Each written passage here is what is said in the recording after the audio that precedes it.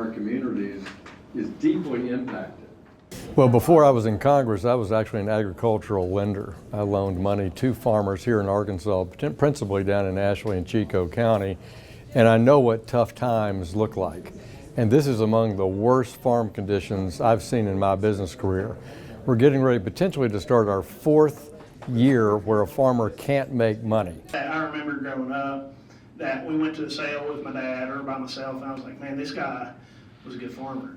This liquidation started for us about 2-3 years ago in our area, and that has been, it's not necessarily new to us, and so it's hard to say who's going to have a sale this year because there's already been so many. You know, there's good farmers going out, and it's not retirements, it's bankruptcies. Since COVID, you know, we haven't been able to keep up with the rising input costs and really just the shrinking margin. You know, a lot of people last year had the best crop they've ever had, and then they end up losing as much as they ever had. President Trump wants a farm bill, and so John Bozeman from Arkansas, the chairman of the Senate Ag Committee, G.T. Thompson of Pennsylvania, the House chairman, have proposed a farm bill, and a lot of those components were in the big beautiful bill budget reconciliation. So some of the most important features were passed as a part of budget reconciliation.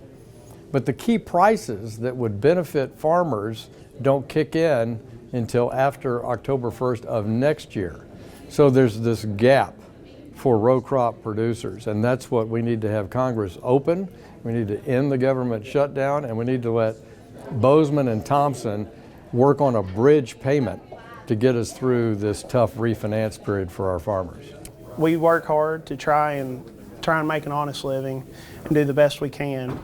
And we're past the point that we can outwork our problems.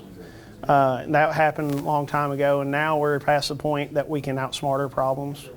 And these problems are a lot bigger than any of us can handle individually. And that's what's so important about the organizations that we're a part of. Like Farm Bureau or Cattlemen's or your commodity associations, rice and soybeans? Well, I think we should consider an emergency payment, and there's probably 3 ways to do that. One, you could just authorize one through the appropriations process. Choices are emergency payment negotiated through appropriations, replenishing the Commodity Credit Corporation, which has to also be taken by Congress through an appropriation.